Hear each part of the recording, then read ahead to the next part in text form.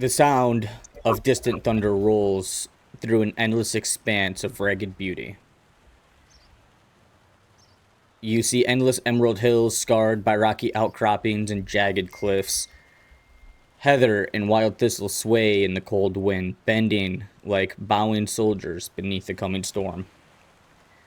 Thin ribbons of mist curl through the valley, coiling around moss-covered stones older than remembered times, drifting through clusters of dark pine. In the distance, the faint glimmer of a river cuts through the land like silver under stormlight. A flock of crows rises from the trees as hooves echo faintly against the sodded ground, slowly and steadily.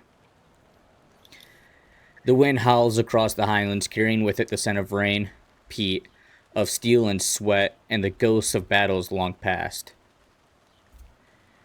We move low to the ground, and you see mud splashing beneath the hooves of two horses as they crest a hill.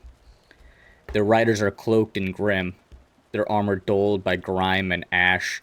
Blue and gold pennants hang heavy from their saddles, soaked and frayed by the journey. Every movement of the horse's tack creaks with wear. The metallic chime of loose armor echoes faintly beneath the wind. Lightning flashes across the distant peaks, briefly illuminating them in pale blue light. Their armor bears the sigil of the Azure Brotherhood. At their head rides a much younger Maximus von Valanicus. His face bears the look of a man who has seen too much death and expects to see more. Beside him, his most trusted general and friend, Octavius Decimus Meridius, the man who has fought beside him in every campaign, who knows his every strength and every weakness. The two men share a silent understanding, the kind only forged in blood and fire. Lightning flickers across the horizon, momentarily illuminating a fortress in the distance, Castle Valanicus. Its towers rise like jagged teeth from the highlands, proud and unyielding, their banners snapping in the gathering wind. Through the storm and blood, they have returned home. The storm grows heavier as the riders descend into the valley. Rain hammers against their armor, running down in black rivulets of soot and mud. The ground chums beneath the horses' hooves, thick mud and puddles reflecting flashes of lightning above. Ahead, Castle Valanicus rises from the mist, its towers carved from the same gray stone as the cliffs it crowns. Tall battlements encircle it like a crown of thorns, the faint golden glow of lanterns shimmering in the rain.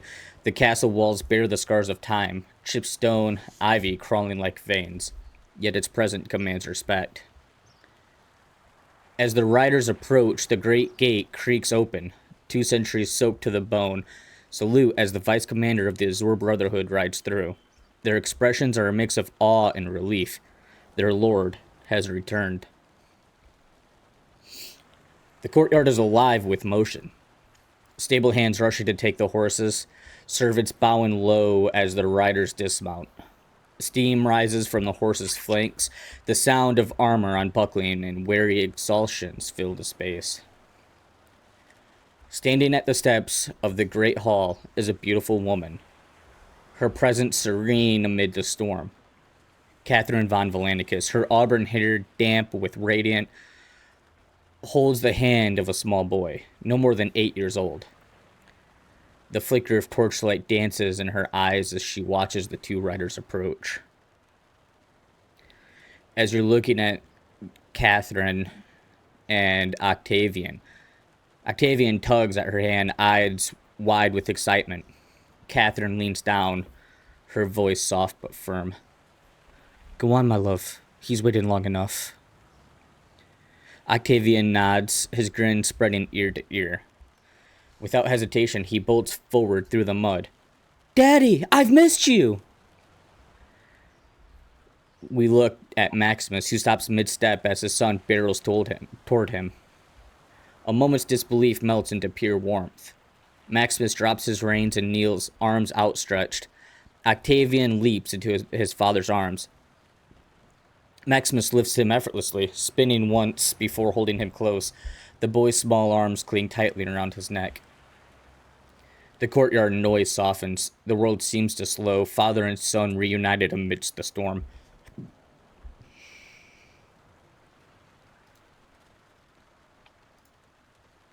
After months on the battlefield, after countless faces lost to the sword, Maximus von Valenicus holds something pure again. Something worth every drop of blood he spilled. Catherine approaches, a soft smile breaking through her composure. She touches her husband's shoulder gently. Welcome home, my love. The Empire still stands, I trust? Let the world rot for one night. Tonight, you are home.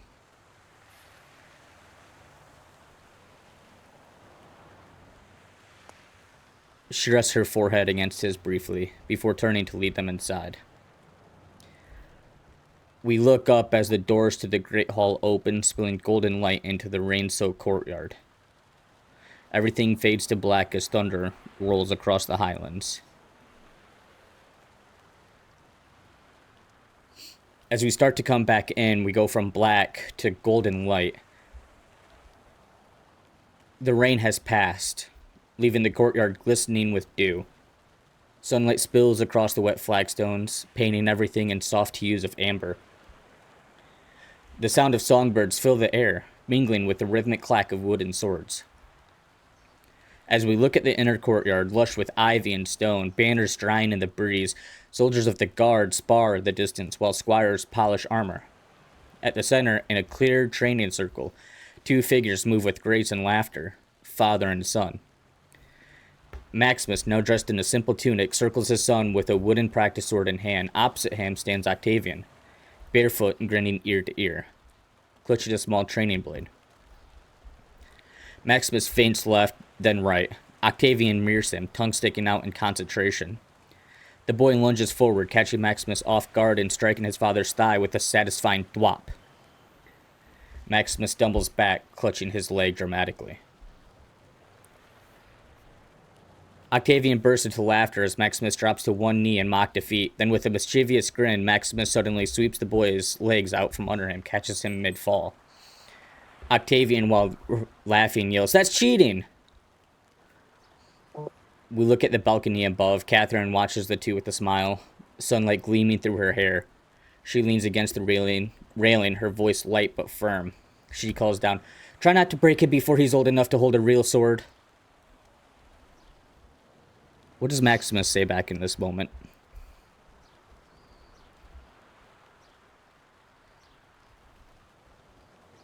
Better to be broken now on the sparring field than in a real battle. Probably like half mockingly and like just kind of trying to be a bit of a hard ass. Aye, that it is, my love. I feel bad for anybody who will face him in battle later in life.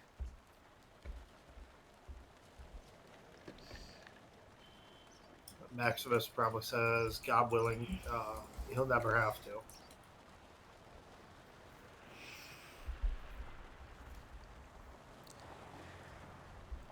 We fade out on this scene, kind of like circling around the family in the courtyard. A perfect moment frozen in time. As we come back in, it comes into candlelight. We're not sure how many days have passed since we've seen the lighthearted sparring out on the courtyard. The great hall glows with gold and amber, soft and alive with warmth. Shadows dance along carved stone walls, adorned with the banners of House von Valenicus, blue trimmed with gold. Beyond tall windows, rain whispers against the glass, gentle and rhythmic. We drift slowly through the hall, passing plates of roasted lamb, fresh bread, bowls of herbs, and steaming stew. Laughter and chatter fill the room. The oppressive stillness of war has been replaced, if only for tonight, by the music of family. The storm outside seems distant, muted, as if the world itself dares not intrude. At the head of the table sits Maximus, posture relaxed, armor replaced by simple tunic. His hair is still damp from a recent wash. To his right sits Catherine, graceful even in laughter, and beside her Octavian, trying and failing to sit still. Catherine says, "If you could have seen him this morning, you'd think the boy's destined for the Azure Brotherhood already." Octavian puffs out his chest. "I'm going to be the youngest knight in the Empire." Catherine kind of chuckles at this a little bit.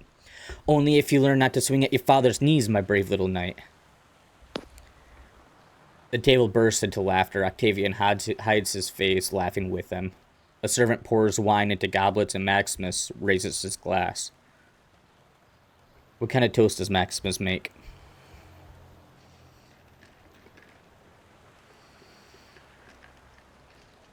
Probably to the Empire and to the coming end of the war.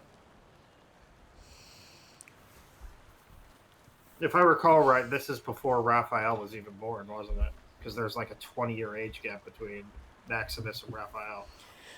No. So at Or this it was point, like right after he was born. yeah. So Raphael Raphael would be.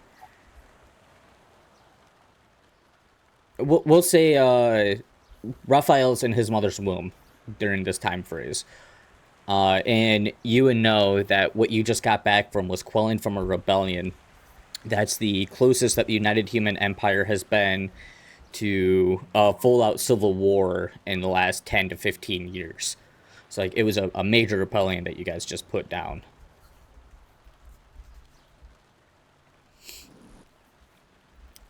The family drinks. The fire pops and crackles.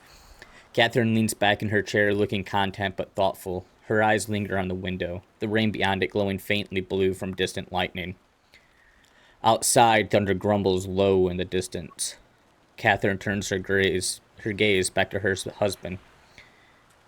"Do you ever tire of it? The waiting between war, I mean."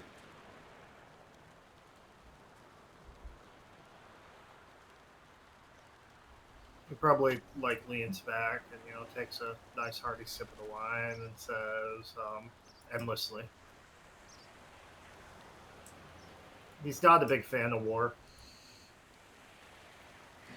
Do you And the think death. this do you think this kingdom will ever truly know peace? He kind of laughs and says, "You know my father." Well, here tonight, I think you've earned this peace. Even if only for tonight. Her smile returns, but for a moment her eyes flicker with something else, possibly worry. The candlelight wavers as a draft slips through the hall. We shift to looking at Octavian, who's now nodding off at the table, head bobbing as he fights sleep. Catherine laughs softly and brushes a lock of hair from his forehead. "Come, my love, let him dream of kinder things." Maximus gives a slight nod. As they rise, the double doors at the far end of the hall open with a heavy creak. An elderly elf enters, Elander Saren, the household steward. He's a tall, high elf, stark white skin that really stands out against his dark blue tunic that has gold trim on it. His long silver hair is tied neatly back, his hands folded before him. He bows deep, his tone measured and respectful. "Forgive the intrusion, Master von Valandicus. A guest awaits you in your study. He insists the matter is urgent." Maximus glances at Catherine. She raises a brow, but says nothing.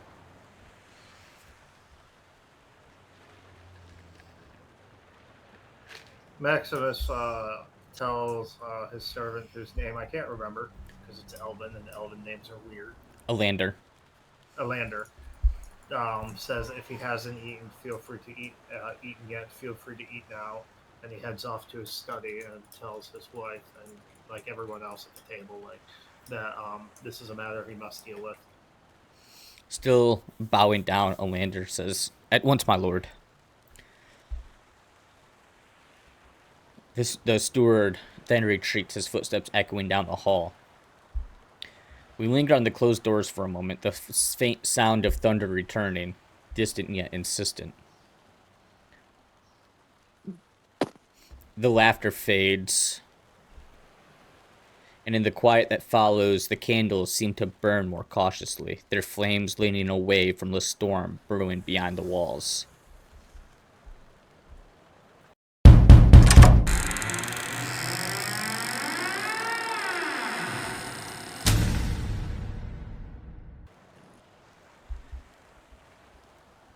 Welcome back to another wonderful week of D&D. Everybody happy to be here? Yeah. Sure thing. Yeah. Look, Ed, I have to challenge you for sad, depressing backstories. I know. Damn. And you know how it goes. The happier the beginning of the backstory, the more tragic the end. Yeah, I was about to say. I was like, so when is it going to turn into the most tragic, Except tear-jerking Raphael's. story? Raphael's is just The worst Raphael has ever gone through was maybe his dad taking away his coin purse for an evening. no, that never happened. Oh, The worst he sorry. had to deal with was like his, outfit and not having the proper outfit for the, event that was happening. I was gonna say, And his having dad to, wouldn't let that happen. Come on now. and having to do with like, something that's not the best outfit at the event, like maybe Don't tell me all the third texting best. back and forth. Who? You and my sister. Can you imagine how tragic that'd be? Oh, so tragic. Man, don't I just feel the love between Brittany and everybody else? So now that we are 15 minutes, 16 minutes into the session tonight, this session is probably going to be a lot of me talking. I apologize ahead of time that you have to listen to my fucking voice. So, with that being said, a couple weeks ago, the party was headed towards Autumnvale still. They were within the last 3 days of travel to get to this wonderful little city. And things just kept not wanting to go good for them. They just kind of had problem after problem. Weather was not being very nice. But they are finally within the last day of travel. So, why don't we have somebody roll a d20 for me? All right, who's rolling? I think Nick is. I was gonna say I can do it, make it interesting if you'd like. This roll's almost got us last time. Oh, 8. So great. 8. As you continue on this last leg of the journey, you start off early in the morning. High noon comes, you stop, eat a little bit of food, continue on your journey. And as you... It's not quite dusk yet, but the sun has started its descent. You come across Autumnvale. Give me a second here. And I will show you guys what Autumnvale looks like. Maybe I won't.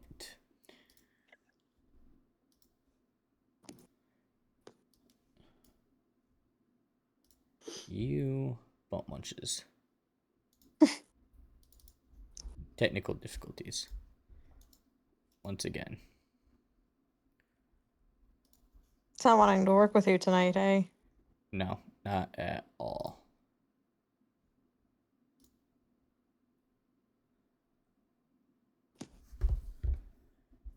And you.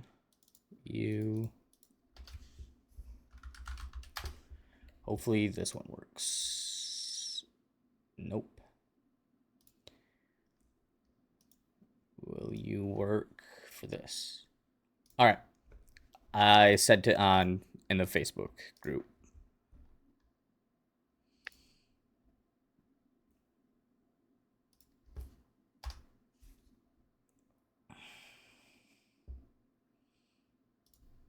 Everybody can see Autumnvale now once it decides to send.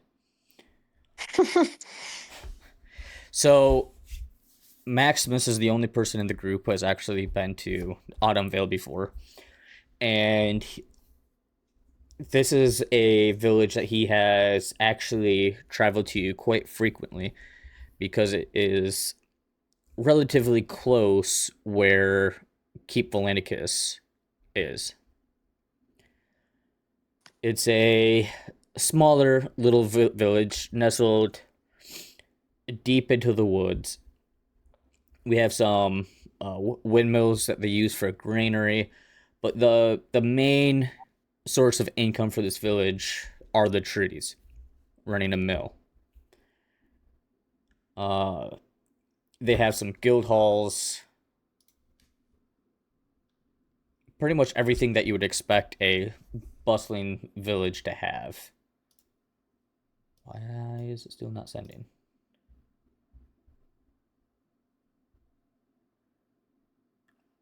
Technology hates me tonight. I've confirmed it.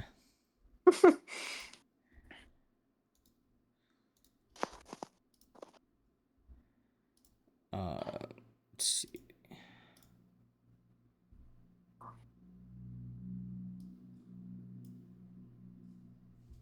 On a side note, Red Wings took care of business tonight. That's nice. They're 2-1. They beat the Leafs. They go against the Panthers next, so that'll be.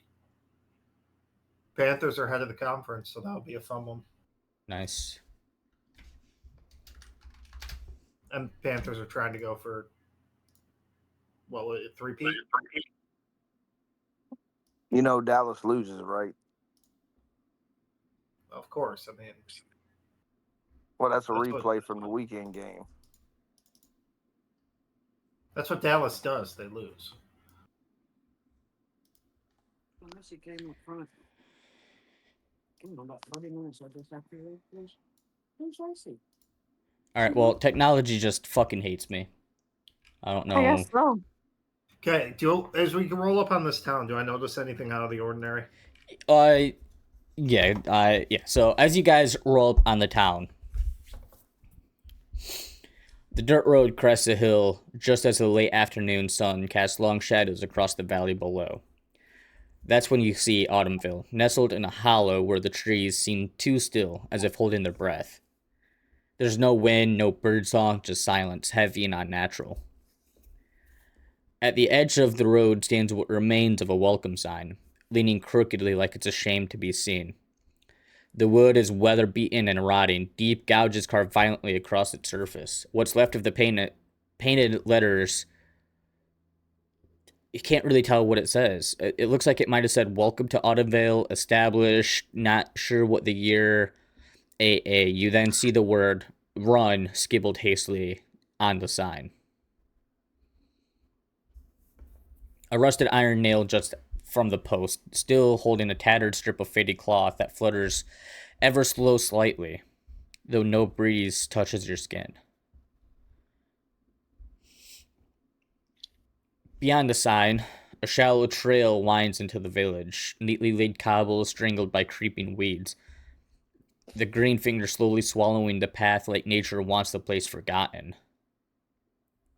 The town itself, it's late afternoon. Okay. The town itself appears fine. Somebody roll a perception check for me. I got it.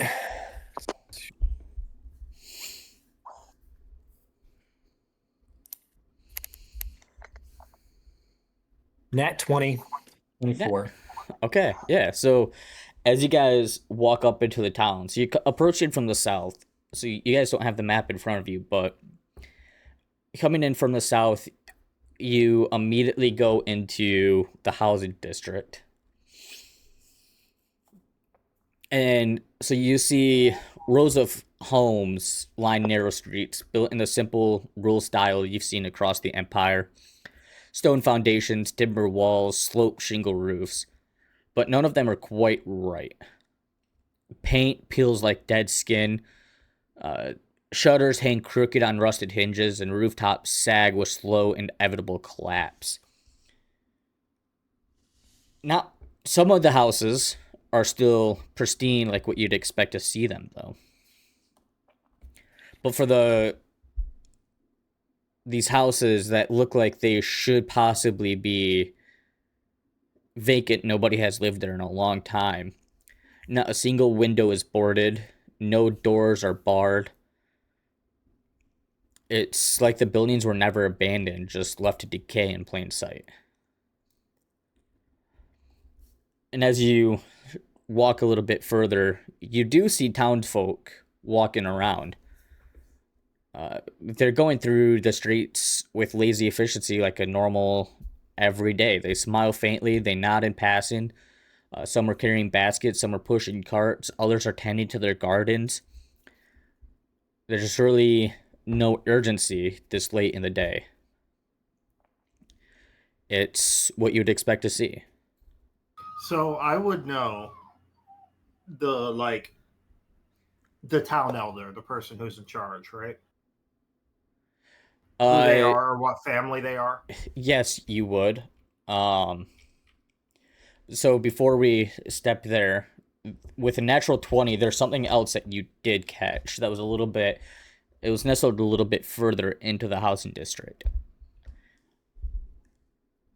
So you see a woman sweeping a porch with practiced rhythm, although part of the porch has collapsed in the corner.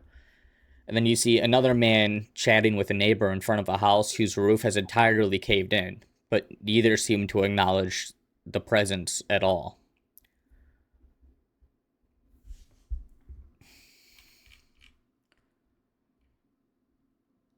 Yeah, well, I am going to make my way to whoever's in charge because I would lead the party that way and tell them like, hey, so and so family or elder should, they're the ones in charge of the town. They should be able to say what's happened here. Right. Or maybe the church. Is there a church in this town? Or is it like too small? Do they head to a larger town? No, there is a church. Yeah. So you want to go to the elder first? Yeah, the town elder. Okay. Yeah, so you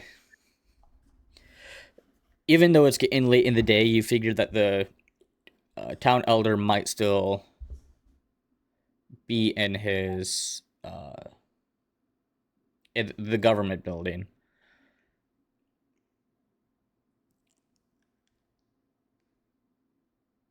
You know that he is a retired bureaucrat. He initially came from the capital decades ago to manage Autumnvale's taxes and disputes, and he's been there for such a long time that he fell in love with this little city. So when he retired out of his government position, they put him in the seat as the elder. So his name is Merrick Doran. And you would know that he has a wife and son.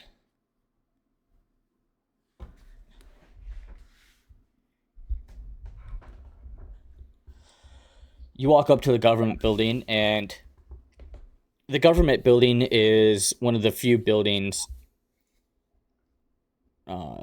one of the few working buildings that still seem to be in pristine condition.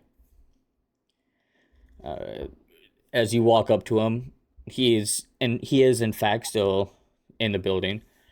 He's a man in his late 60s, tall but not hunched, or tall but hunched. He has a tidy gray beard and his hands stained by years of ink and labor. His clothes are formal, but a little bit frayed at the seams. You could tell that he doesn't have a bunch of money anymore like what he used to, but he's trying to maintain the appearance of wealth. You see that he's smiling brightly as you come up to him. A probably big open smile and generously, lightly because of his frail state, clap him on the back and greet him enthusiastically and ask about his family. My family? I don't have a family. Like, he gets like this puzzled look on his face. And at the same time, Kazaroth, I'll say that your natural 20 carries over to this scene as well within this government building. You notice that there's a board with a bunch of missing persons photos on there, but some of them are torn up, other ones are like scribbled frantically on their faces. You see that like across one of them, somebody wrote forget, forget, forget, forget, forget, just numerous times all the way down the missing person's photo. Hey, All right. Garrett, So Kazel, Garrett, you're a son of a bitch. I know exactly what this is. You don't know shit. I'm not gonna metagame it. I'm not gonna tell anyone else, but you're a son of a bitch. Kaz is going to go over and kind of like nudge Maximus and direct his attention towards the board in this case. I'm going to take the lead on it. He's just going to nudge Maximus and draw his attention to the board. Yeah, so the elder still has like this confused look on his face as he's looking at you. I need everybody to hold that thought for 1 second, all right? Okay, as you were saying. Yeah, I mean, Kazaroff pointed attention to the board.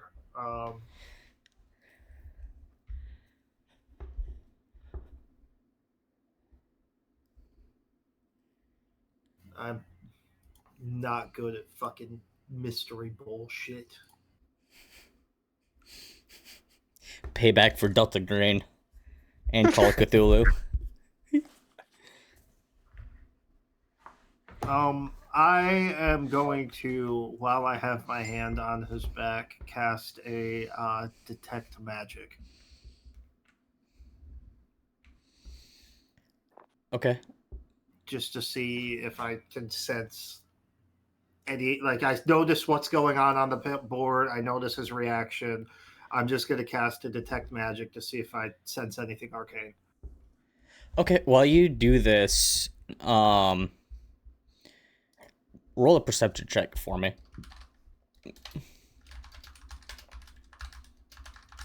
10.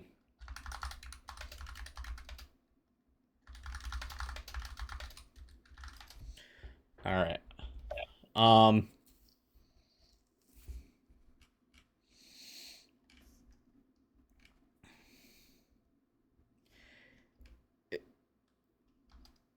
Yeah, so I'll say that with the 10,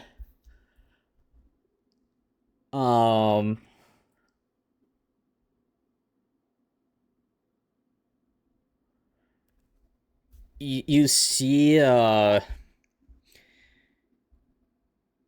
a picture on his desk of Amaric, right? And like you see where you would assume two more people were, I mean, yeah, this is a photo that you'd seen before, right? So like, you would know that his wife and son were in this as well, but they've been scraped out of out of the picture, right? Can I make like an And insight check on him? Can I also try? What do you need? Can I try casting a zone of truth? And the space that he's at.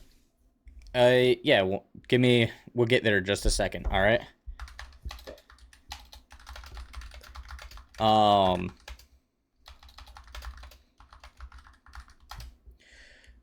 So when you cast detect magic, you reach out with your senses, and you feel like there's something there, but it's more of like a static in your mind, a high ringing tone just beyond your hearing. There's magic here, but it's not on any one object. It's in the air. It's in the ground. It's in you. Probably like grab at my head real quick because I'm sure that's not a good fucking feeling. It's like someone just turned the gain up way too high. Probably just like shake my head to try and clear it.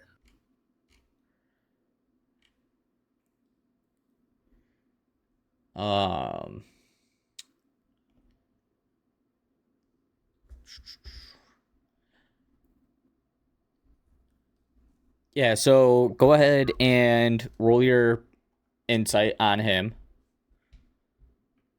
And Nat 20. Nat 20. Okay.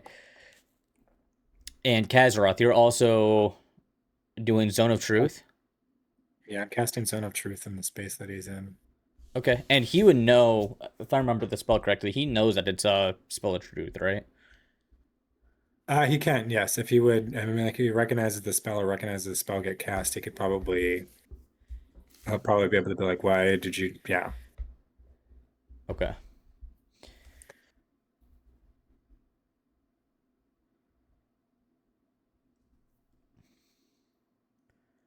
Just to be safe. Well, and like, I mean, I won't guarantee, but I will find, we can see if we can force him to answer questions that, you know, does he actually know anything? Okay. So for the insight, you see that so far he's been nothing but truthful with you so far, Maximus. And so, Kaz, as you cast this Zone of Truth,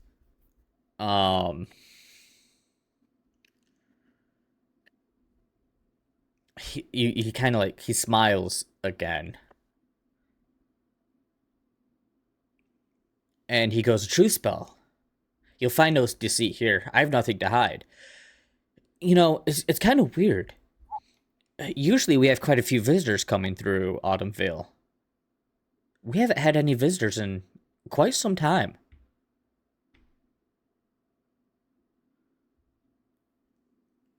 When would you say the last time that you had visitors was? Oh, it's probably... Well, now that you ask, I'm not sure the last time that we had visitors. We know that like some people came through here not too long ago, right? The guards came to this town, didn't Yeah, they? yeah, you know that the town guard was sent to this village to see why adventurers were going missing. Okay. Well, I imagine I don't know what everyone else is gonna do. I feel like Maximus is gonna be like, "Oh, thank you. It was good to see you again, friend," and kind of like motion to the party that we need to talk away from him. Yeah, I'm so glad to see you again, Liege. It's been far too long. You really must come out and visit us more often. Such a tragic thing what happened with your family. And Maximus like cringes a little bit, and he's like, "Yes, but let's not dwell on the past. I will make sure to be more attentive to the needs of my people, and I apologize for how long it's been. But we're road weary from our travels, so we'll speak again in short order. Yes, my liege, of course. And as Maximus and the rest of the party turn to leave out, we fade into black and we come back in. Heavy doors of a study close with a deep echoing thud. The room is lit by a single fireplace, its orange glow casting long shadows that stretch across shelves lined with books, scrolls, and relics from past campaigns. The room is steeped in the scent of parchment, oil, and steel. Maps cover the walls, each marked with pins and inked notes. Rain patters steadily against the tall, arched windows. The occasional flash of lightning floods the room with momentary white light before plunging it back into a soft amber gloom. Maximus just enters, still wearing the faint smile of the dinner table. The light flickers as the fire crackles. At his desk stands a familiar figure, drenched from the rain but unmoved by it. It's General Octavius Decimus Meridius, armor gleaming dully, his face drawn and serious. Meridius bows his head slightly, removing his gloves, setting them on the desk. Mud spatters fall to the floor with a faint, wet sound. His tone carries no warmth, only exhaustion and urgency. Forgive me, my lord. I arrived as swiftly as I could. The roads from the south are unkind.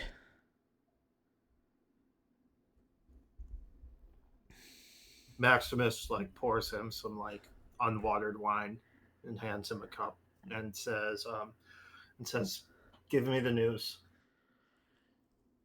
The soft hum of rain grows louder against the glass.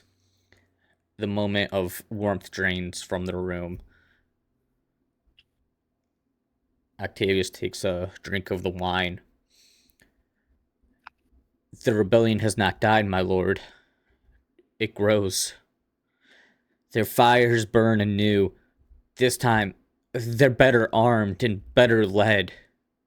He turns slightly, his face half lit by the flames, eyes unreadable. My scouts speak of mages among them now, a foreign gold funding their cause. It's no longer an uprising. It's a war waiting to happen. Maximus crosses his arms, silent for a long moment as thunder rolls overhead.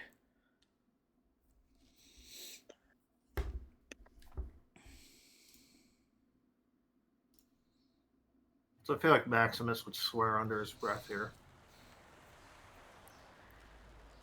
And he would have a full courtiers and stuff, right?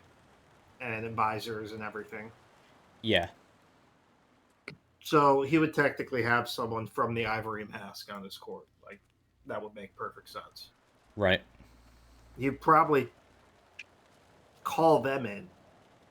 Have the guards outside bring them in and ask how the hell this was missed. Because I'm sure that dude's a spy master. Or master or whispers or whatever we want to call it. Intelligence gatherer. Right. Threw you for a curveball, didn't I, you fucker?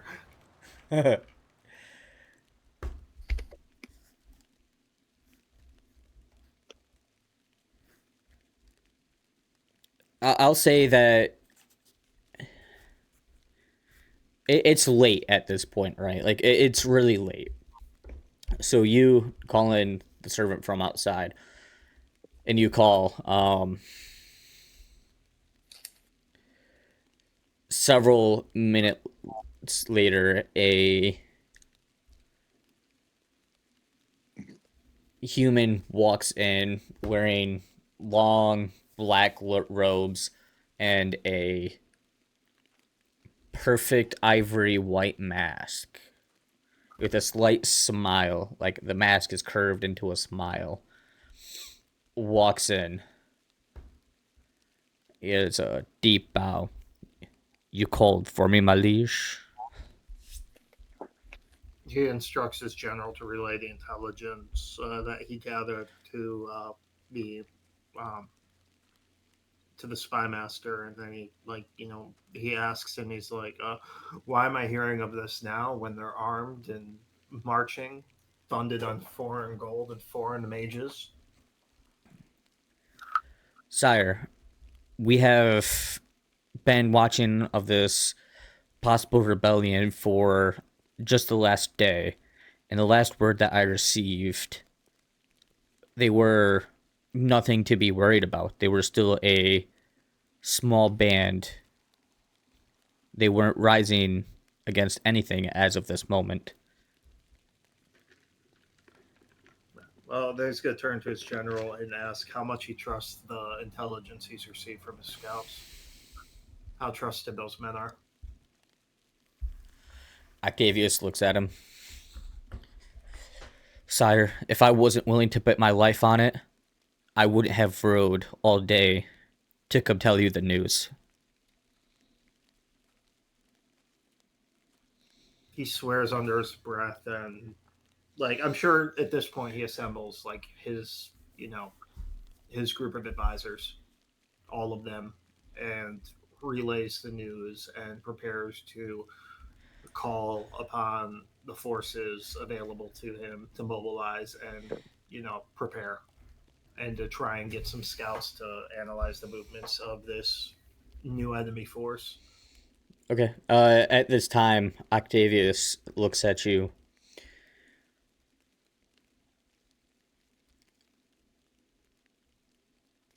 Sir, your keep lies too close to the border of this rebellion. If they strike, I have a feeling they're gonna strike here first. I'd urge you to move your family to Rolanina. You know the capital's walls will hold far better if the front cannot. Um, this is like a fully stocked keep, right? Yes, but yeah, it is. Yeah. Um, I'm just Maximus would know, okay, they could withstand a siege, but the enemy has mages. That changes the equation. How far away Rolanina is, and the force is immediately available for him. What would be the smart decision in this case? To just gather forces at the keep, and that's the most defensible location, or to try and spirit his family away? So he would know that the standing army that you could quickly pull from the surrounding villages, you could possibly hold down a small rebellion. But if this rebellion truly is as large as Octavius, your beloved best friend, is telling you, uh, you're not sure that you would be able to hold the keep if it came under siege long enough to get a standing army from the capital. Okay, so I feel like at this point, Maximus would start mobilizing everything, but send his most trust his most trusted royal guards to spirit his family away under the cover of night, and just head in the opposite direction of this rebellion, and then head towards Rolanina. Meridius looks at you and he says, "Sir, my liege, I think you fought enough wars to know when a retreat is not cowardice, but strategy. You should ride out with your family. I will go with you. We will have some of our best guards with us. We will get there. We will get to Rolanina, raise a standing army, and then we will come back and squash this rebellion."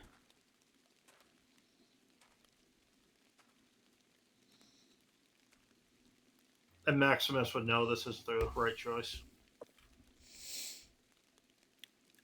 I think that he would. Because if this rebellion is as large as he's saying that it is, and as well funded that it is, you need more than just a small force to be able to take care of this rebellion. Like it sounds like this rebellion is larger now than what it was before, and you had a full standing army to go against it the first time.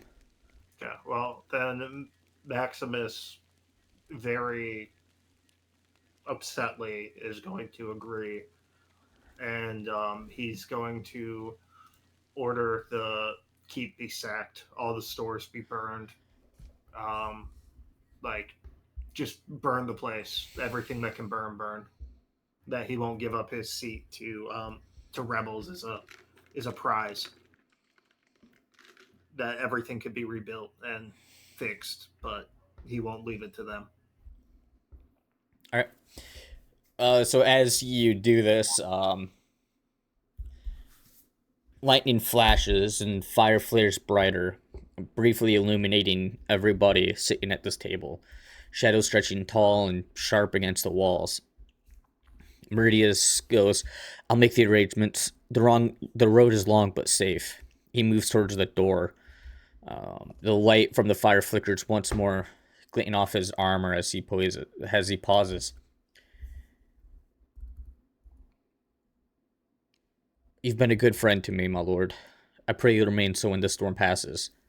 And before you can respond, he opens the door and disappears into the hallway. The door closes, leaving only the whisper of rain against the windows and the crackle of flame. You stare into the fire, and though you cannot say why, it suddenly feels colder than before. We linger on the firelight, flickering in your eyes as the thunder swells again, louder now, as if echoing a warning the heart refuses to hear.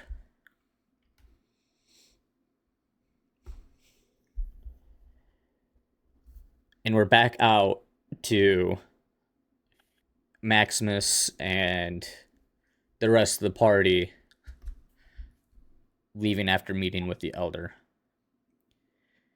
Where are you guys trying to go now? I'm trying to is there a tavern or an inn? Yeah, there's a tavern. How far away are we from my family estate, keep, whatever? Because you said this is nearby it. Yeah, you're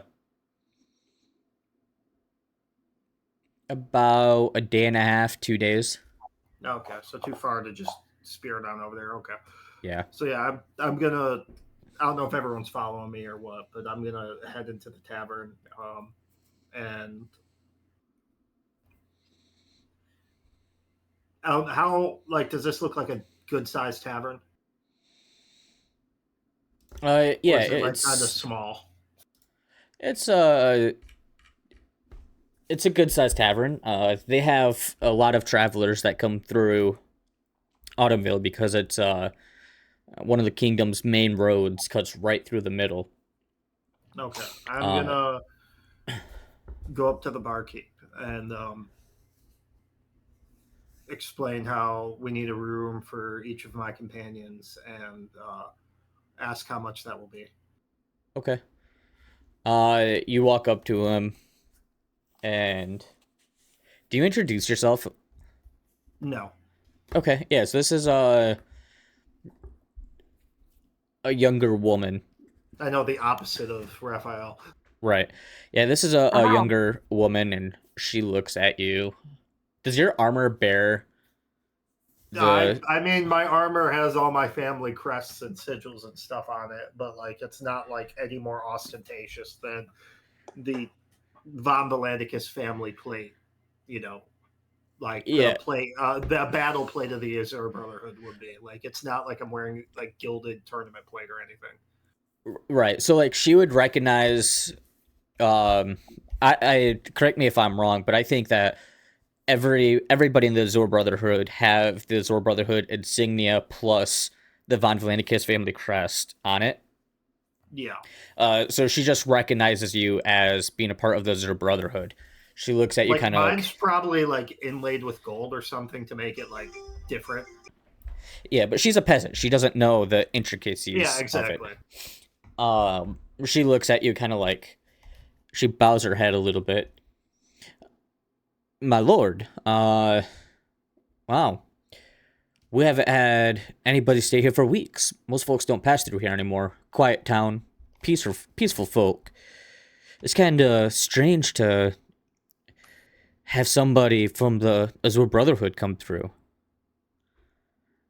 Don't worry about the price for the room for you and your friends. Maximus is gonna say, at least take this and set like like 5 gold pieces on the counter. Thank you, my lord. Most generous, as she pulls it and tucks it into a pocket. And Maximus is gonna bring everyone upstairs into like the biggest room that we got, and just try and talk with them. Okay. Yeah, so Yeah, if anyone's doing anything different or wants to interject, like feel free. I don't want to just fucking follow the leader, even though my character wants to. I mean, I think my character would be like, one, we were all sent on this mission with you, and basically like, don't fail or we're going to kill you or imprison you for a very, very long time as slaves. He would go into the gladiator pits. He would have fun. Yeet would have fun. You Yeah. would have too much fun. Kaz isn't interested in being in prison, so he's basically just like, I'm following this guy's lead. Like, he knows this area and he's supposed to be in charge here, so. I was gonna say I feel like Brittany, would have like noticed like something odd is going on just because while she's not really saying much, I feel as though she's more watching everything. Kind of like noticing like the odd looks that Raphael and Kazaroth are kind of giving to both each other and then as well as to like the village folk, especially sorry, not Raphael, I meant Maximus. Raphael is not here anymore. um, where Maximus is kind of, like squinting his eyes and or, the slightest like confused look on him regarding everything. But she, kind of like same thing with Kazaroth. Definitely just kind of like following the lead for now until um, we kind of either may need to split up and or find a area where we're able to talk a little bit more in depth.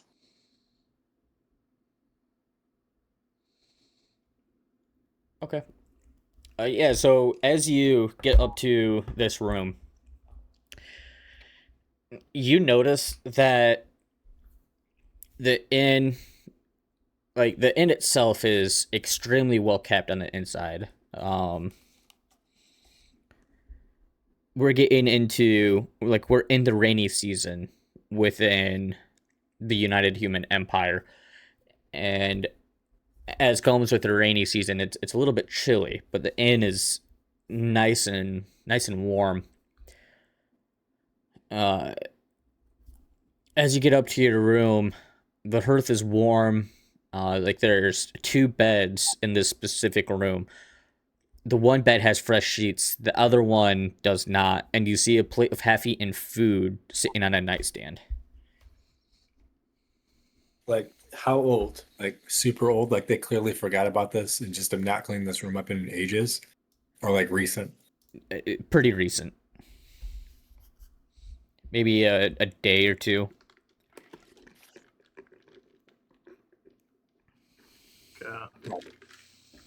Maximus will choose to ignore it for now.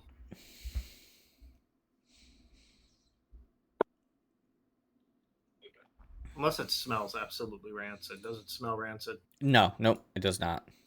Okay.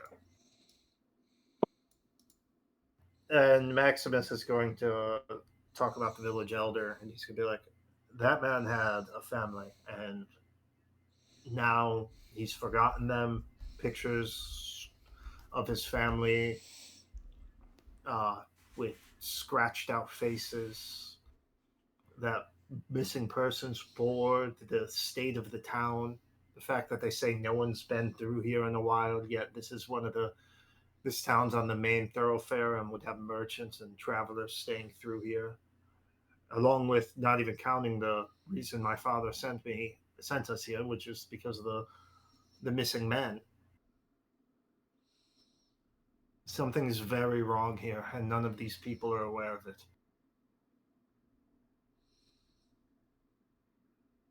It's as though they've vanished, as if they never existed, but yet there's evidence lying everywhere that they did.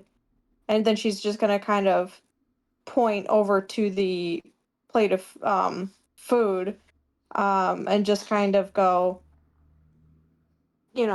case in point, half-eaten food that's been left, whether by the lack of insight by the cleaning crew, or something happened that wasn't supposed to.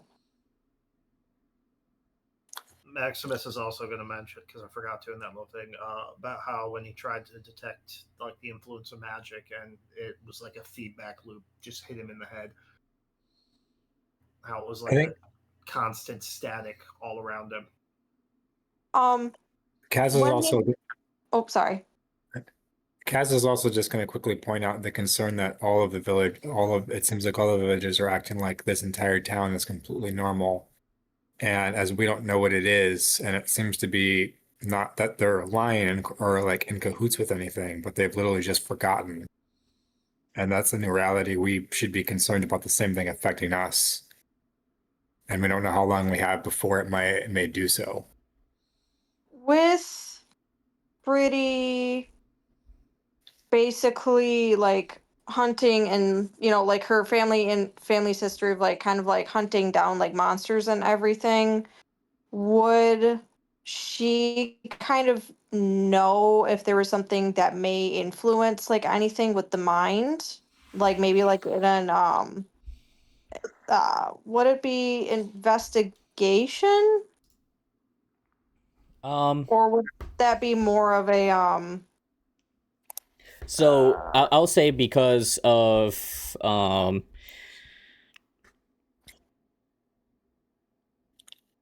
let's see. I would say either history, probably a history would be the best. That's what I was thinking. I don't know why I said investigation. I forgot history existed. Um, Probably do that roll. Let's see. Ooh, 23. 23.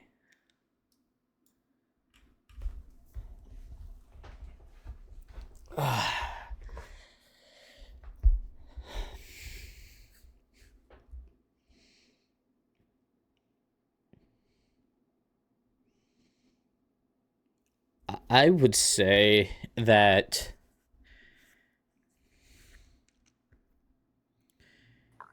you have a vast knowledge of different beasts and monsters and things that you might have to go and kill in the name of the precursors to keep everybody safe. You remember back to one book in particular that you haven't touched in very, very long time or even thought of. There was one beast, one monstrosity that you seem to recall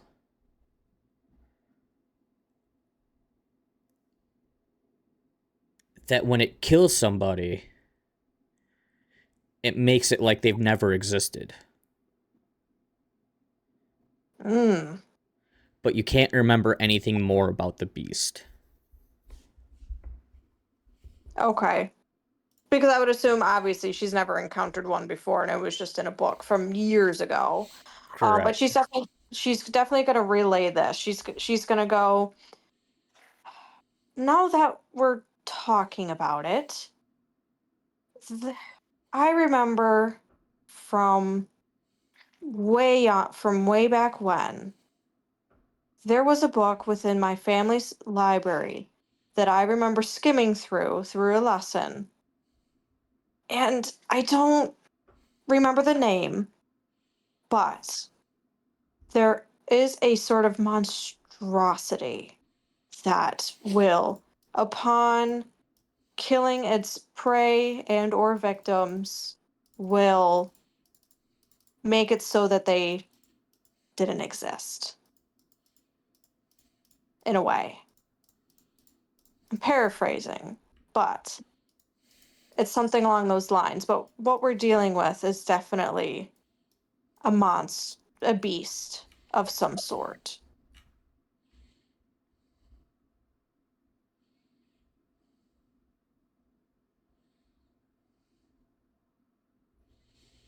Hmm. Maximus Mince. is going to thank you. Kaz is going to like remind them of it, but would it affect the currently living and create kind of that humming that Maximus heard? It I've never encountered it before, so I don't know. It was only in a book that I read, yay, so many years ago. Maximus is. Oh, sorry. Can I do an Nope, nope, Arcana nope, you're check good. to see? Can I do an Arcana check to see if like I would know about any additional things that like create this, like if there's a spell or any magical effect at all through Arcana that like I'd be aware of or know of? Or is it definitely not going to fall underneath this at all? Um, no, I'll say that it's definitely nothing that you have ever heard of in that sense. There's no known spell that you know of that could do such a thing. Maximus is going to say to Brady, he's going to be like, if what you're saying is true, then no one in this town can be relied on for anything. No. It's best that we keep our wits about us in this situation. And to keep on guard. Do we know how sentient this beast is? Is it that of a wild animal, or does it have a benevolence about it? You I would would, Brady, you would recall that it's definitely has a benevolence. It's you recall it being a smart creature. okay. Uh well, from again what I remember, it's it's not stupid by any means. So it definitely knows what it's doing. So, unless it knows of this conversation we're having, then we should keep a low profile and not alert it to our true purpose here. No, it would be wise to keep a low profile, as they say. Do you remember the size of this monster? Is it something that we could be? Is it something we should fear could be blending in or hiding within the town, or is it something that's going to be larger than that and far more noticeable?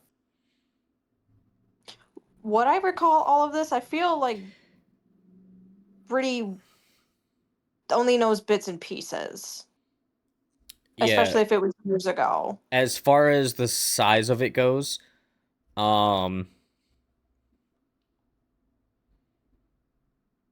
you would remember that it can be either small or very large. You don't recall specifics on why or if like age is involved or anything like that. Okay. Ah, all I can remember is it can vary in size. Could be large, could be small. If I'm being quite honest, I was not much for studying growing up. Mostly did a lot of physical. So while my knowledge may be limited on I'll this check a bow subject, wow. yeah, I know. So She was busy. unfortunately, Fuck it. my knowledge on this is sparse. Well, does anybody have any ideas how I would go about searching for this creature? Potentially, if that's what it is, indeed.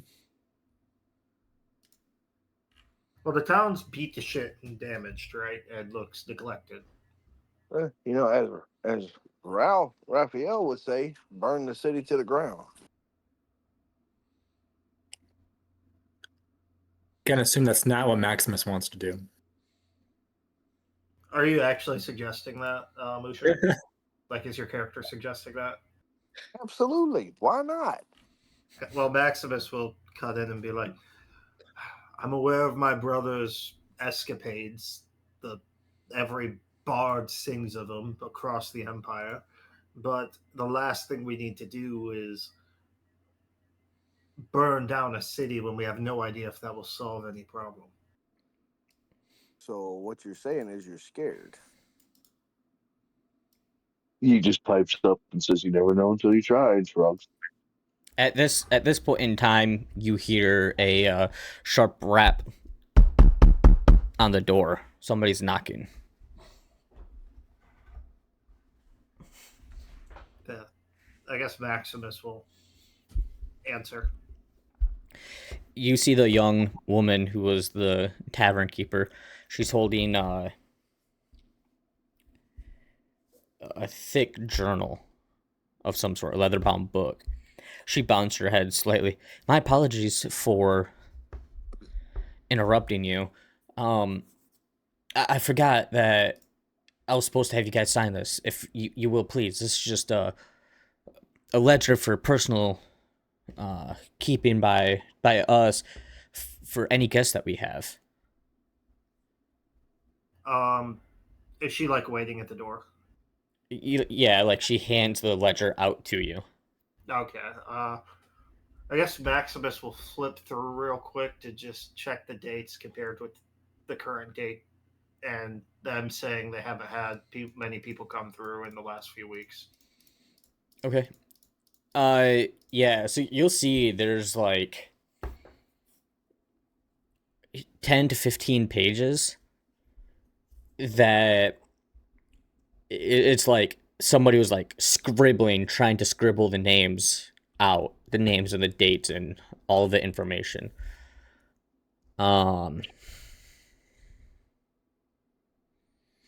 It's very chaotic strokes. Maximus will write his brother's name and then thank her. As you go through this too, you So much do for not being see like Ralph. right. You do see a small letter that's tucked in there.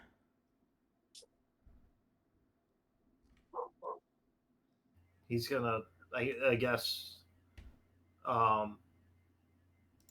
she's just still looking at him, right? She's kind of like looking down, like shuffling her feet. He's gonna like pull the letter out and ask, "Excuse me, Miss, was this for me?" And kind of like hold the letter up. I don't know. I don't know. I don't know how it got there.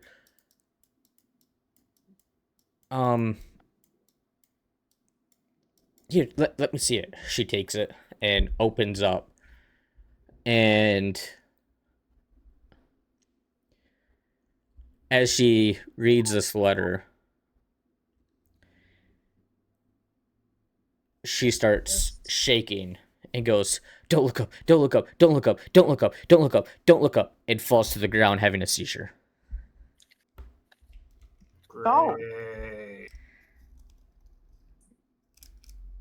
Good thing she read the seizure paper and not me. Are you guys gonna read the paper? Well, Kaz will run over to her to see if he can stabilize her. Like, Yeah, Maximus is going to help with that. He could care less about the paper at this point. You said she Yeah. had a seizure. So did she just fall unconscious, or is she just seizing on the ground? She was just like seizing on the ground, and like you still hear her mumbling, "Don't look up, don't look up, don't look up, don't look up, don't remember, don't look up, don't remember, don't look up." And as you're able to quickly get her back to sorts, like she opens her eyes and looks at you, and she says, "Oh, I'm sorry. Did I just pass out? That's so unlike me." She Did stands anyone up. look at this letter while we were taking care of her? Mushu looked at it. You read, "We talked to it. We forgot. I wrote this so I'd remember. It's under us." No, that's good. Would I know if there's any mines or anything in this town, or like a cavern network under the town? You know, Mushu is gonna read the letter aloud and say, "I think it's time we burn this town to the ground." If it's under the town, that's not going to do anything. Yeah, we have to burn the town under the ground. Okay, so let's burn the town under the ground. Maximus, roll a history check. I'm super good at those. Actually, I am. Holy shit. I mean, I rolled a 9, but that's still 16. I didn't realize I had a +7 for history.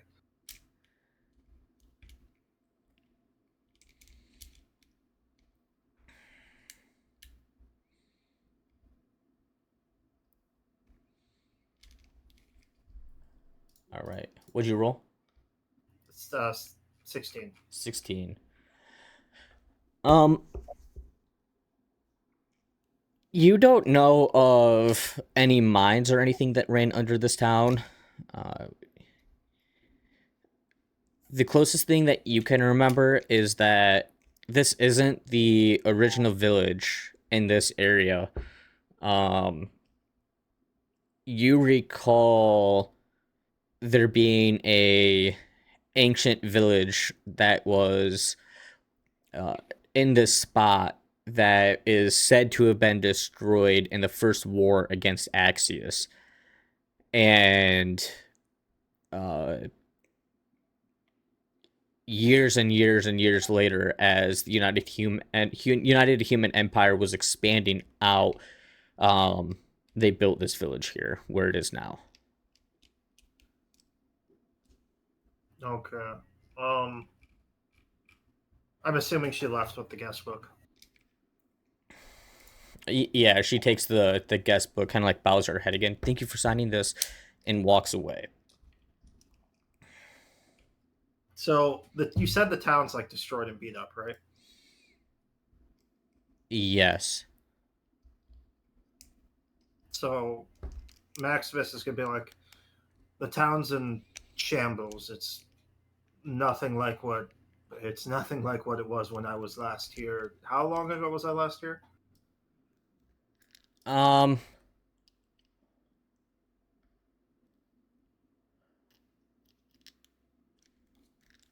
It's probably been 20 some years. The last time that you were here would have been around the time that your wife and son were killed.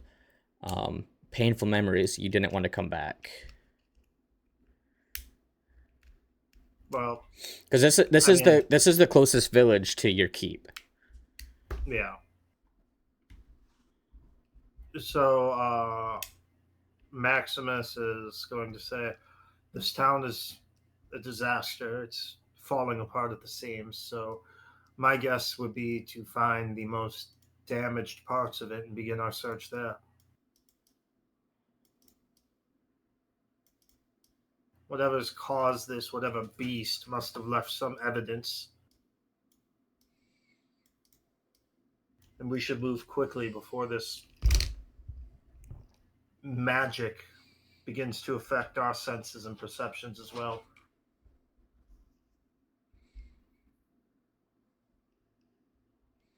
Yes, I do agree. It's better to work swiftly and efficiently.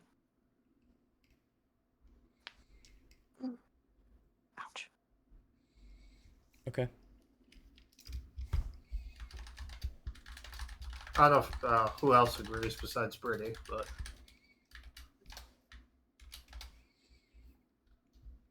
I know Mushu's down for whatever.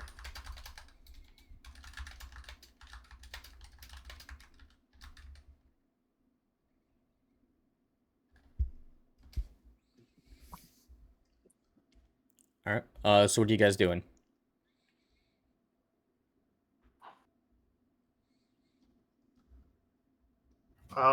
I mean, I guess Maximus would want to head out and start walking the town to find what looks like the most desiccated and destroyed parts of it and begin to look around for any signs of this beast that Brittany knows of. Okay. I don't know if everyone else agrees with the plan. I was gonna say I will accompany just because obviously I know a little bit, so I feel as though Birdie would know at least a little bit of kind of not necessarily like the movements or anything per se, but it's like one of those gut feelings where if you know, you know. Kind of like Racism? like yeah, no, I'm just kidding. What's based off of like the experience she's had like hunting with her with her organization, I guess.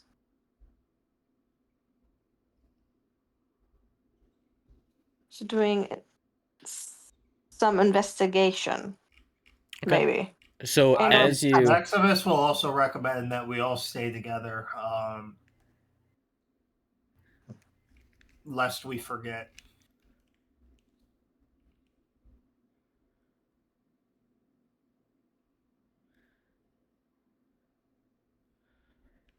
all right. All right. Yeah. So as you walk downstairs, back to the tavern, um, the barkeep, she says, "Also soon, friends. So good to have you here again. We really haven't had any travelers in months. It's been really dry around here. If you need armor polished or weapons sharpened, go see our blacksmith. He. Wait. Why am I telling you about a blacksmith? We've never had a blacksmith." Maximus, you would know that the blacksmith here was pretty renowned within the area. You often used him for your uh, any smithing needs that you needed at the keep, as it was closer than Rolanina. Maximus won't even bother trying to contradict.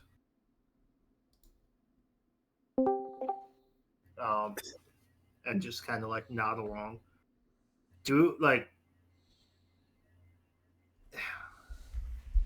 Are we finding anything in these? Like, I don't know what you want us to roll, investigation or perception or whatever. But are we finding anything in our walking around town looking for any signs?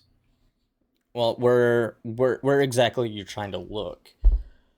Just wherever looks like, compared to the. I imagine, how many buildings would you say this town has? Like a couple dozen, less than a dozen. No, like it's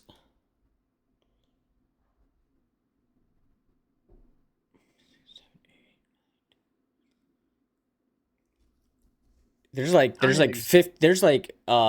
15 like guild buildings, like just like different shops and guilds and the smithy, or the smithy that doesn't exist allegedly, and there's quite a few residential areas. So, what I gathered, and everyone correct me if I'm wrong, we're kind of just walking around looking for, like, because everything looks beat up and kind of like neglected, right? Right. We're looking for the stuff that stands out as even more beat up and neglected. Because whatever's done this to the town has resulted in it being looking like a mess. And so we're trying to see if there's anything that's like way more destroyed or way more beat up or like collapsed in on itself than other things, and we're looking into those places. Like, are you talking about like way more like targeted as well too, or? Well, I think the whole town's targeted because the whole town's falling apart. But like, is there any exceptions to the rule? Like everything's neglected and destroyed. So is there anything that looks pristine, or is there anything that looks completely collapsed in on itself? And I want to look at the two extremes really to see if we can find, because it's apparently underground. We got from the note. So maybe it's come in through the town somewhere, and if it, depending on its size, it may have collapsed a building. Roll a perception check for me. Just me? Yeah. Super good at those. Okay, that's not horrible. 15. 15. Okay. That's a tweener. I'll take it. Yeah, so you notice that there are two buildings that are really pristine.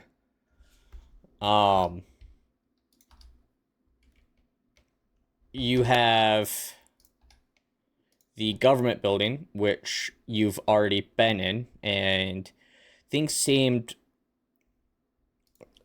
as normal could be within there. And then the smithy is still pretty pristine. Can we go inside there? You want to go into the smithy? I was gonna say, didn't she just say that the blacksmith didn't exist in their town? Yeah, they never had a blacksmith. But yet the smithy is still in pristine condition. Right. Oh, that begs the question. Is there a window at all, or The smithy? yeah, to look inside there? I mean, Maximus will just, I guess, if the door, he'll try and attempt to open the door and see if it's unlocked. Well, I just wanted to see if there was a light or anything inside there. Like, can we see like the forge on, or?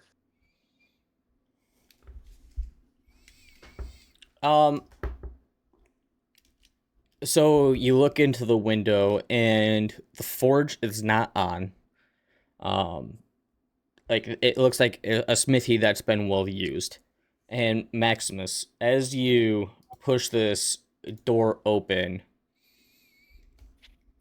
into walk into the smithy, a wall of memories come back and hits you. We see a winding dirt road cutting through the vast green highlands.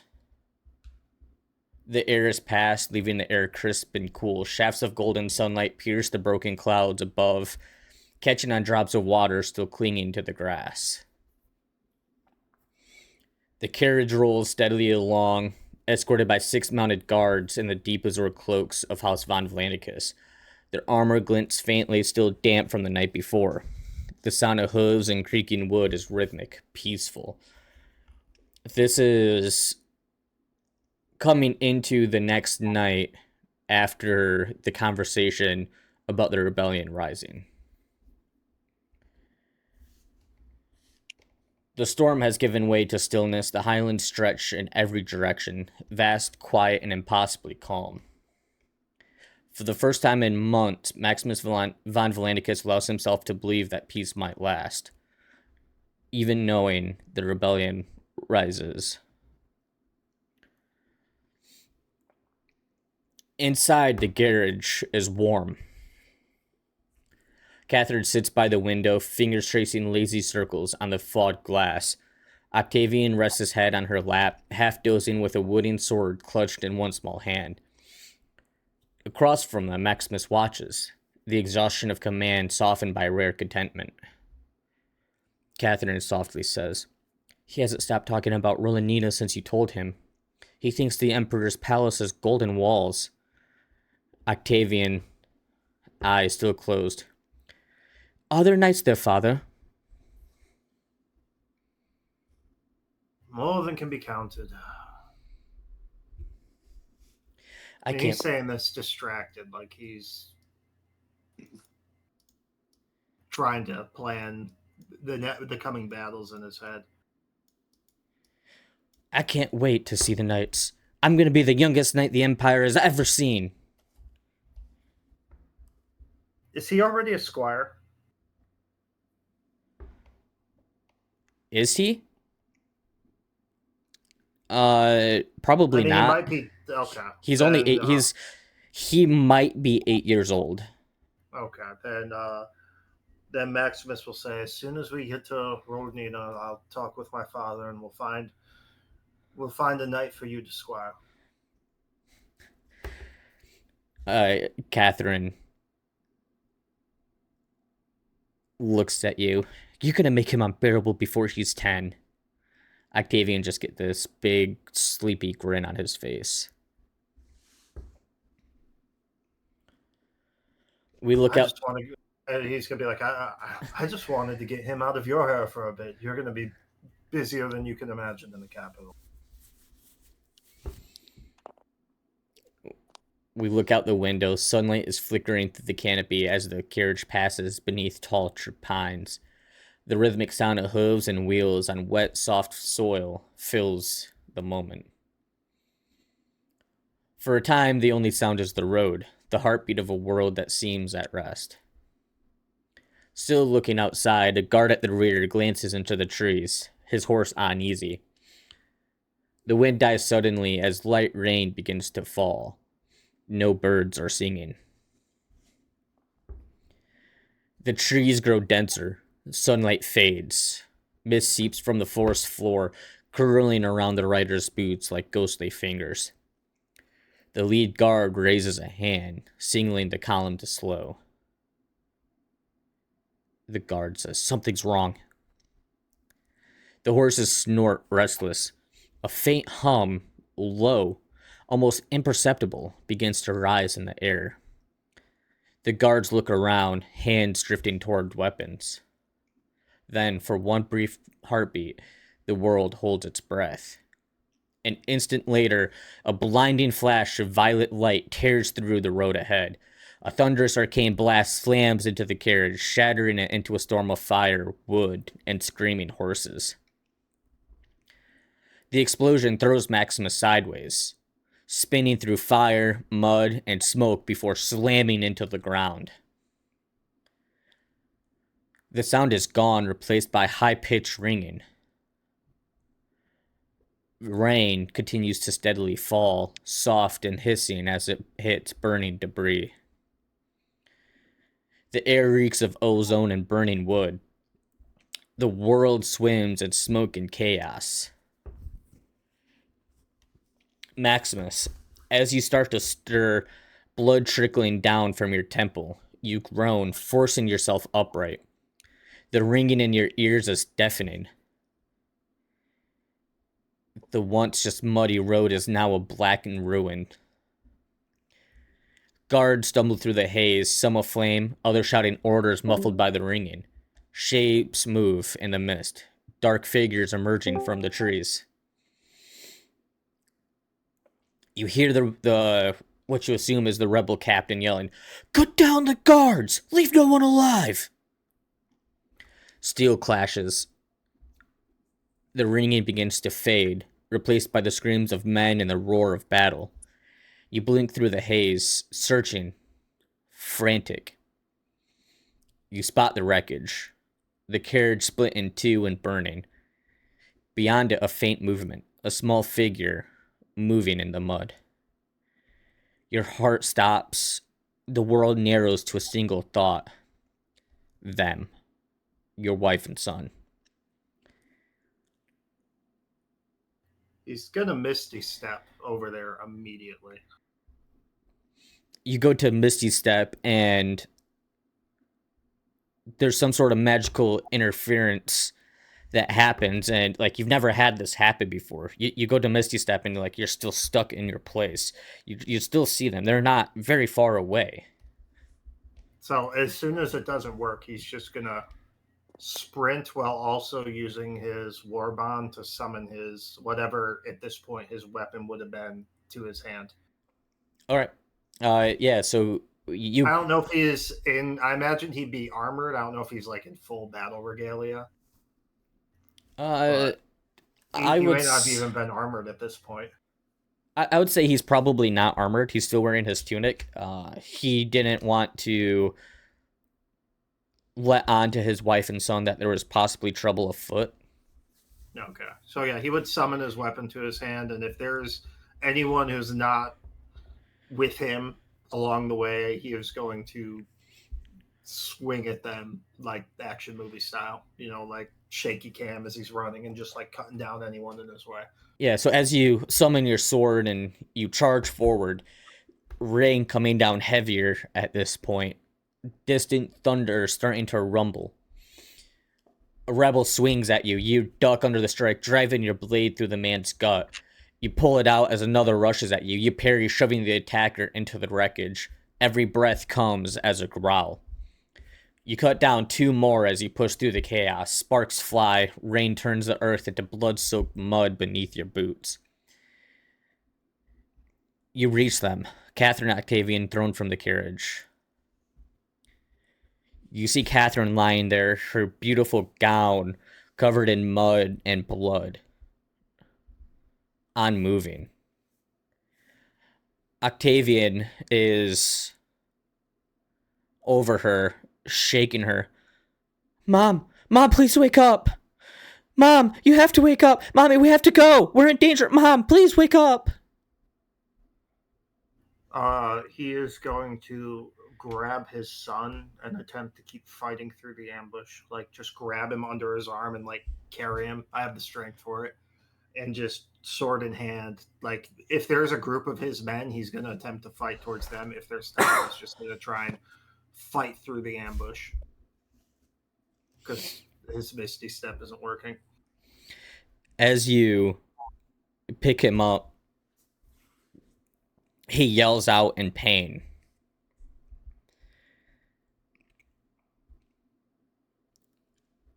It's like, my stomach.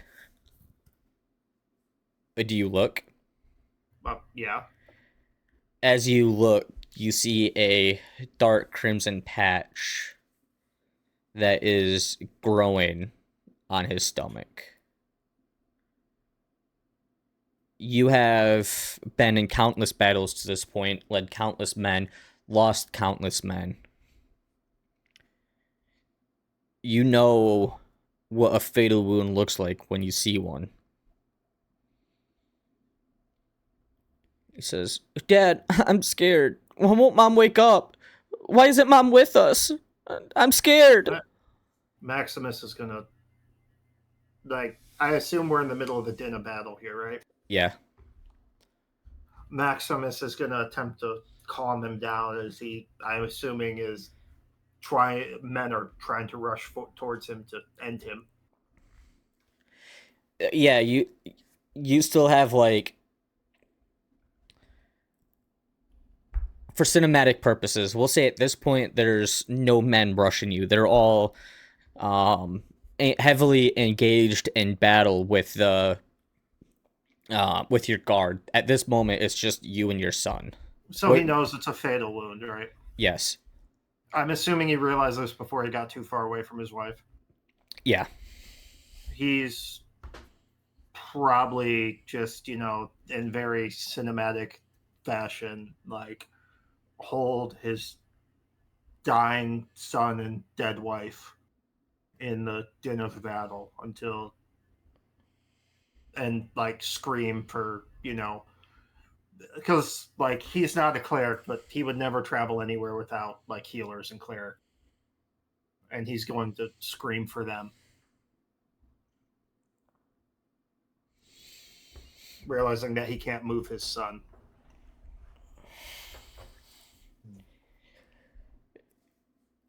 Yeah, so like you pick him up, he yells out, you look down and you see this fatal wound. So like I feel like at this point you're still right next to your wife.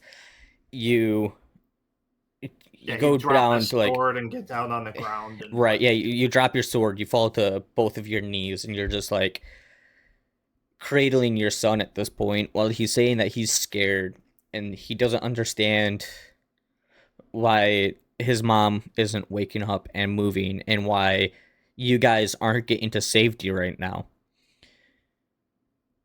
And And he he's looks at gonna you. just Dad, tell them, I'm gonna be okay, right, Dad? Everything's gonna be fine. We're gonna get out of this. yeah, and he's gonna be lying to them, As lying to you his son. Yeah.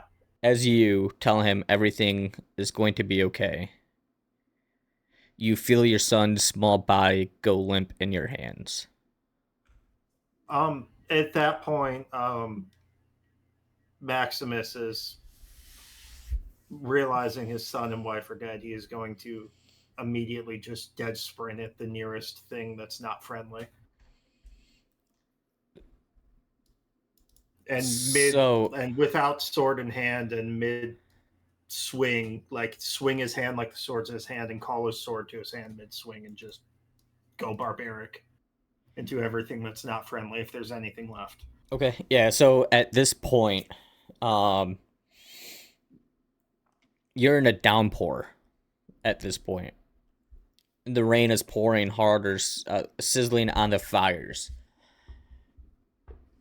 You're still kneeling at this point. Your son's life just slipped out underneath of your hands. And the sounds, and like just instantaneously, the dull sounds, only the hollow echo of your heartbeat remains. You look up, and the battle is still raging around you. Azure guards fighting for their last breath against waves of rebels. Men fall screaming. Steel flashes, mud turns red. And then through a movement in the smoke, you see a familiar figure on horseback. As you look, you see General Meridius. Not only your best friend, but the man you named your son after. And he cuts through a wounded guard with practiced precision and shouts to the rebels, "Fall back into the forest! Regroup and move out!" I mean, Maximus is going to go after. Like, Maximus is no longer seeing reason or anything. He is just in a full on. Like, if he was a barbarian, he'd be like whatever the highest level of rage you can get is. Yeah, He's He just right. just took a level of barbarian, essentially. Yeah, he's just charging in as vicious as he can, and he is working his way to what was his trusted friend, and like he's cutting down everything in this path. Right. Yeah, so we'll get there in just a second, all right? So you're still on your knees, like everything's just like slow motion, bang, bang, bang. This anger and intensity is like just about to snap. Like this is all within like a half a second that all of this slow motion happens. All right. You make eye contact with Meridius, and his expression is calm and resolute, and he's like a moment of understanding passes between you two in this momentary glance. You get up and you start running. You swing back. You go back to swing even though you don't have your sword. One of the rebels looks up at you, and he's kind of confused for a second. You know, he's like, what's going on here? Is he gonna punch me?" So he goes to do his own attack, and as you're coming down, you recall your sword back into your hand, cutting him down. And at this point, Meridius has already called for everybody to fall back. So all of the rebels turn around and start beelining it into the forest. Because you're going forward with just blind anger, you slip and fall in the mud, and you look up as the rebels disappear into the forest. I'm still going to run into the forest. Do any of my men, surviving men, try to restrain me? Yeah, I would say that at this point, your surviving men, they do try to restrain you, be like, "Sir, you can't take them all on by yourself." Like he is going to, probably cast, I believe it's his booming blade, and just like a sonic attack goes and throws his men back. He charges, and he eventually gets dragged down by his men, I'm sure. Yeah, he's eventually held down by his men. And at this point, within the United Human Empire, this day is remembered as the Blue Rain. And for Maximus, there are no tears that fell that night. Thunder rolls out over the distance through the hills as we come back to the modern day with Maximus walking into the blacksmith. And we're Can going I to say, real quick, before we end, that can I say how Maximus persecuted that rebellion? Because obviously they won. Like they put down the rebellion. Yeah, absolutely. There's a reason he's not a big fan of like unjust killing and not a big fan of cruelty anymore, and it's because he satiated his lust and any desire for that during that rebellion. He put the fear of God into these people. Like very merciless, very cruel, very like he was burning down cities for harboring traitors. How did he handle Octavius? Did he get him alive, or was it like a big cinematic duel? I'll leave that up to you to decide. I'll think about that. Okay. Yeah, so think about that, and we'll have that discussion next week. And with that, we leave tonight by Maximus walking into the smithy.